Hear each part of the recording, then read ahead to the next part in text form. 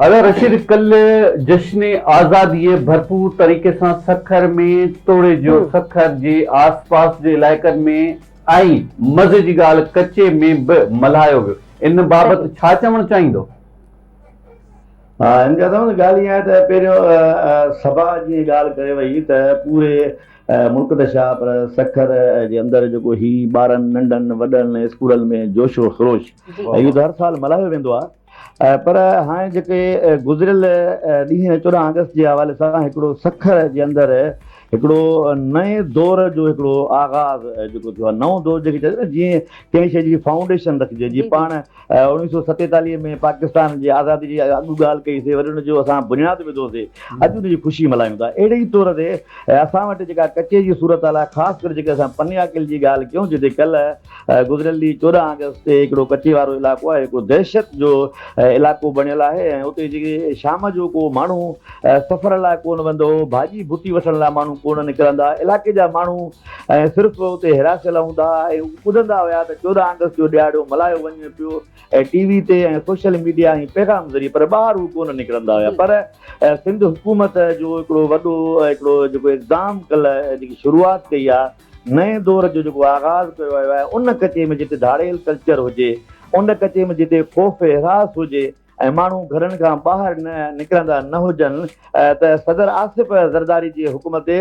सिंध हुकूमत जेको तर्जमान आहे अरसलान इस्लाम शेख पंहिंजे जथे सां पंहिंजी टीम सां गॾिजी उन ई इलाइक़े में जिते ख़ौफ़ वारी सूरत हाल हुई ऐं उते पंहिंजो झंडो फड़कायो आहे। ऐं मां तव्हांखे सवा इहो बि तव्हांखे ॿुधाईंदो हलां त सिर्फ़ु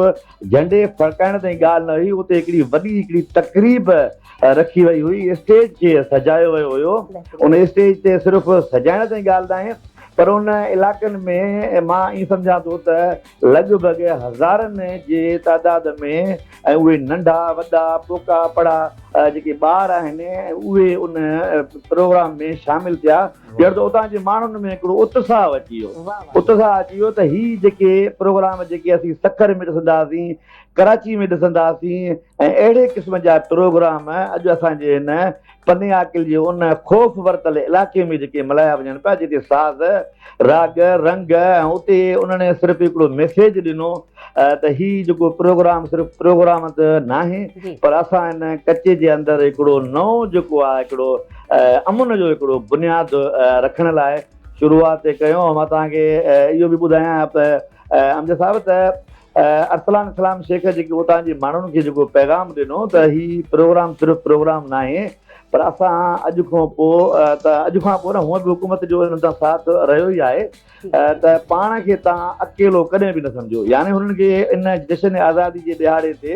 हिकिड़ो जीअं न को पैकेज मिलंदो आहे, जीअं जेल में कैदी हूंदा आहिनि त उन लाइ सरप्राइज़ ईंदो आहे, पर 14 अगस्त ते अॼु उन इलाइक़नि में हिकिड़ो वॾो सरप्राइज़ वियो ऐं उन्हनि खे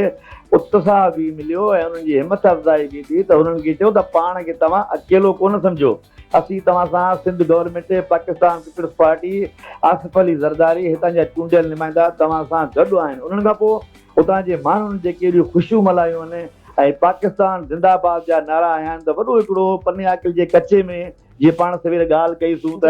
एॾी ख़ौफ़ जी इलामत बणियल कोई शहर हुजे ऐं उते एॾी ख़ुशी जा मंज़र हुजनि, त ॼण हिकिड़ो बुनियादु पइजी वियो हुननि जो। रशीद साहब, वी आर ऑल पाकिस्तानी ऐं असांखे फ़ख्रु आहे त असीं पाकिस्तानी आहियूं। ऐं कचे में जॾहिं नोगो एरिया जेके असीं चऊं था ऐं असीं जीअं तव्हां बि चयो त वञणु छा सम्झणु सोचण जी बि ॻाल्हि इहा आहे त असीं ओॾे वेंदासीं बि कीअं वेंदासीं ऐं मोटंदासीं अलाए न।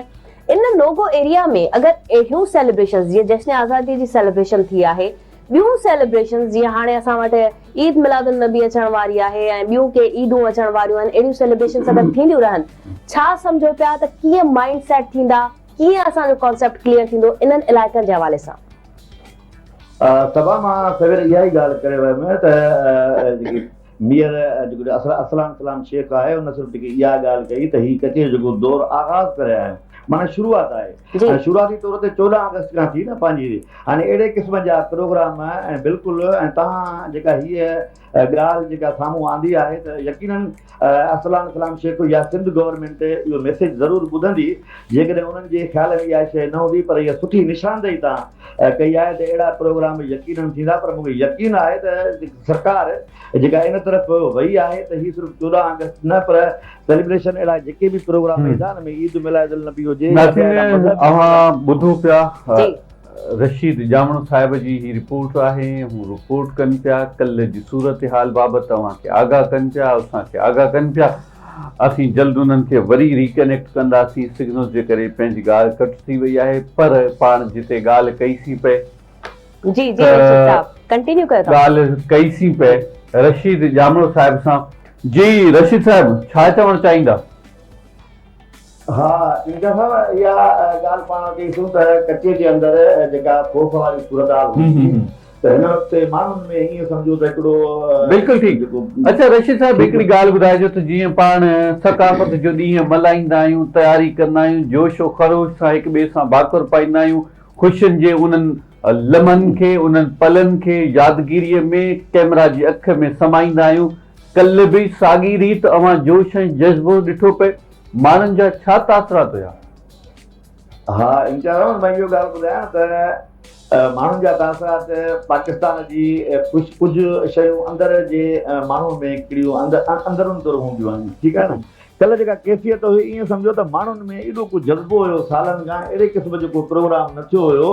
त नंढे वॾे ॿार खे हथनि में जेके झंडा हुया ऐं उन्हनि केप पाकिस्तानी केप आहे ऐं उन पाकिस्तान जा उन्हनि नारा हया कचे जे अंदरि जिते हिकिड़ो राइफल कल्चर हुजे ऐं ॿारनि क्लेशन को हथ में ॾिठी हुजे अॼु उन्हनि जे हथ में पाकिस्तान जो क़ौमी झंडो आहे त हीउ हिकिड़ो मैसेज आहे सिंध गवर्नमेंट